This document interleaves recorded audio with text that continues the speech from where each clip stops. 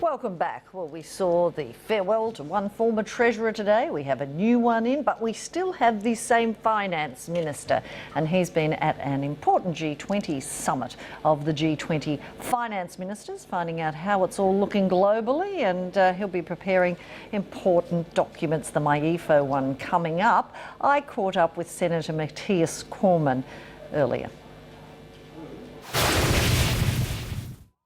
Minister, I know you're just back from a finance ministers meeting in Lima, and we'll get to what came out of that and the world situation. But firstly, I have to ask you about Joe Hockey's farewell speech to Parliament today. You worked closely with him. What did you make of the speech? Well, it was a very honest, very personal speech by Joe Hockey. I mean, I have worked very closely with Joe. Joe is a very good friend of mine.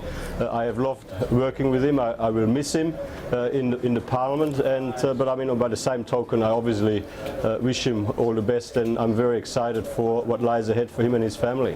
He was very proud of his speech about the age of entitlement being over. Some critics have pointed out that his age of entitlement is about to begin in Washington, and there is also going to be a by-election. As finance minister, is that a worry that politicians cause these costs on by-elections? Would you agree with that? Well, I mean, Joe Hockey has provided distinguished service to Australia for nearly 20 years in the Parliament, about 17 years as a frontbencher in the coalition, more than 10 years as a federal minister. I mean, I believe that people across Australia and people in Joe's electorate in particular understand the circumstances for his departure. And in terms of the other point you raised, obviously it's not up to me to speculate about what Joe might do next, except to say that given his extensive experience at the most senior levels in government, given his international contacts, given his general qualities, I mean, I would like to think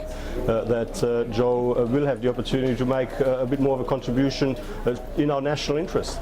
There were some eyebrows raised about some of the things in the speech. He called for an end to some of the super tax breaks.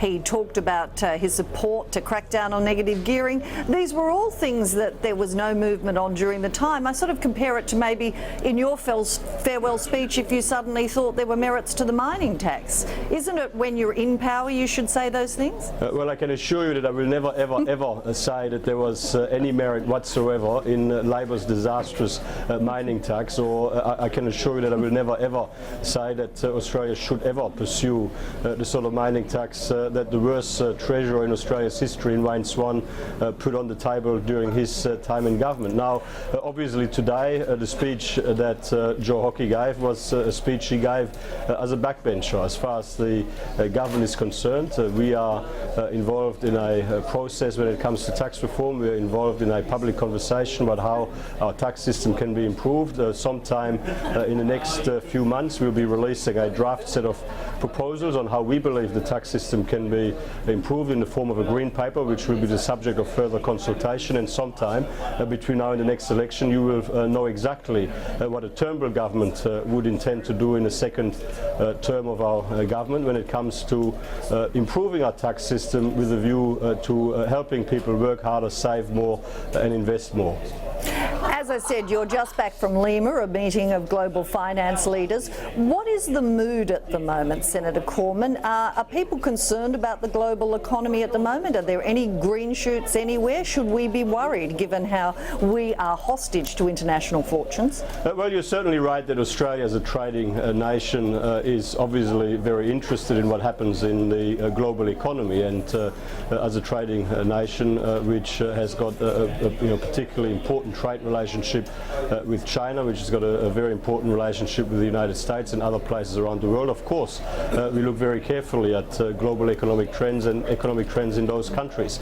Now, at the IMF and World Bank annual meetings, everybody, like us, was focused on ensuring we properly understand developments in China, that we properly understand what is happening in the United States and what is happening in emerging markets in particular. And let me say, from an Australian point of view, talking about China in particular, the IMF is forecasting growth in China of about 6.8% in 2015, 6.3% in 2016. By any international standard, that is strong growth. That is, of course, compound growth as well, which comes from a much larger base than double-digit growth in China some time ago. So China is going through an important transition from investment-driven, construction-driven growth to a more sustainable domestic consumption-driven growth. There is lots of opportunity in that for Australia. Our outlook in terms of Chinese growth is optimistic. The China-Australia Free Trade Agreement, of course, will broaden the opportunities for Australian exporters beyond just resources in terms of accessing the Chinese market with increased exports of, in particular, agricultural goods and also services. Just before we get to the China Free Trade Agreement, you sound less pessimistic than many economists out there, or perhaps even the US Federal Reserve, which has held off lifting interest rates because of concerns on China. Why are you more optimistic about the Chinese outlook than many others around the world?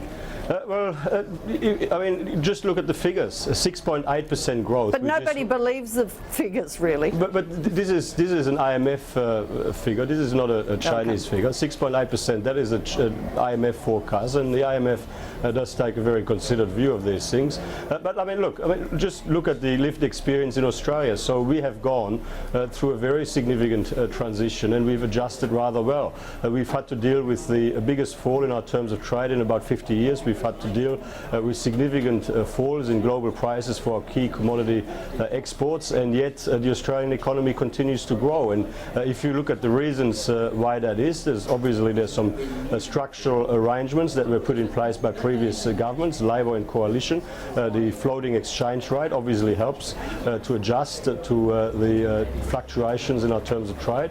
We do have an independent Reserve Bank setting monetary policy, which helps, and the government has pursued a policy agenda focused on improving our international competitiveness, taking costs out of our economy, pursuing an ambitious free trade agenda to improve access for exporters to overseas markets, pursuing an ambitious infrastructure investment program. So all of these things taken together have put Australia into a situation where, despite the global economic headwinds, despite the challenges that we've been facing, we continue to grow. We are in our 25th year of continuous growth. Okay, we know that the Chinese Free Trade Agreement, that a consensus was reached today on that. You are also brokering a European Free Trade Agreement. Can you tell us about that? We've only just digested the Trans-Pacific Partnership. What will a Europe FTA mean, and how far off are we on that one? Well, firstly, the important point to make here is that it's very early days. I mean, Europe is, as a bloc, the biggest economy in the world, and so certainly a free trade agreement with Europe would be very good for Australia. But what we are looking at and what we seem to be successful with so far is to get the negotiation process with the European Union underway.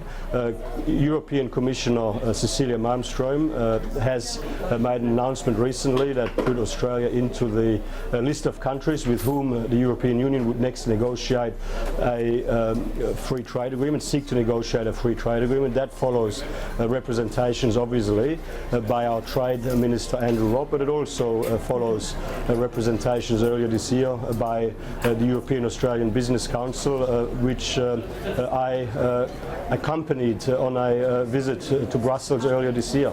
Because as well as the Europe Free Trade Agreement, you're also involved in trying to improve bilateral relations with Germany in particular. Can you tell us about that? Yes, well, after the G20 heads of government meeting in Brisbane last year, then Prime Minister Tony Abbott and German Chancellor Angela Merkel had a bilateral meeting which I attended over dinner, and as a result of some of those discussions they concluded that while the relationship between Australia and Germany is warm and friendly, and we obviously have a lot of shared values when it comes to international affairs. It wasn't a very deep or a very strong relationship, or at least it could be deeper and stronger.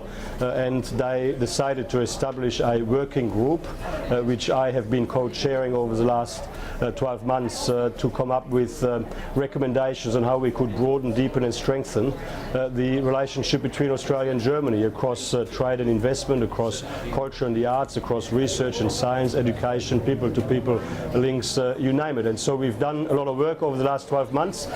In the middle of November, our Prime Minister Malcolm Turnbull and Angela Merkel are due to meet to receive our report and our recommendations, and hopefully it will make a tangible difference. I mean, if I might just make this final point, Germany is the fourth biggest economy in the world. It is the biggest and clearly dominant economy in Europe, and in my view it is clearly in Australia's national interest for us to work on the quality and the depth and the strength of that relationship moving forward. And you're the man to do it because you speak German, obviously. I did. German is my mother tongue. I was born and I grew up in the German-speaking part of Belgium. That's right. Okay, let's get back to domestic matters. No doubt you're working on MyEFO, the mid-year fiscal outlook, which is due in December. Despite all the optimism you expressed earlier about the Australian situation, what are going to be the challenges? What are the things, we know what you're confident about, but what are the things that maybe are causing you concern ahead of that? Well, I mean, obviously we're going through the usual process of putting our half-yearly budget update together. I mean, as the Finance Minister, the one issue that I'm focused on is that wherever we've had to make decisions to incur additional expenditure on comparatively higher priority areas, that we find ways to offset that additional expenditure with expenditure reductions in other areas. And I mean, just to give you one example, we of course since the budget made an announcement that we would welcome an additional 12,000 refugees from Syria. That comes with a cost to the budget bottom line, and so we've got to find ways to pay for that without that hitting the underlying cash balance. So these are the sorts of things that we're currently working our way through. Obviously, the reason we are releasing the mid-year economic and fiscal outlook in the middle of December is because we want to have the benefit of the national accounts data from the third quarter, so that we can feed the information from that data into our economic forecasts, and all of that will, taken together, will provide the community with an update on where our budget is at. Just finally, how's Mr Hockey's successor going? There's been some criticism that he's taking a while to get on top of the brief. It's a hard job being Treasurer, isn't it? I think that Scott Morrison is doing exceptionally well. He's, he clearly he was an outstanding senior minister in the Abbott government, and I believe that he is doing an outstanding job in his current role. I mean, obviously, the issues that we're dealing with day to day are challenging issues, and but he is deploying all of his considerable skills and talents into putting Australia on the strongest possible economic and fiscal foundation for the future. As are you. Thank you for your time today, Senator Cormann. Always good to talk to you.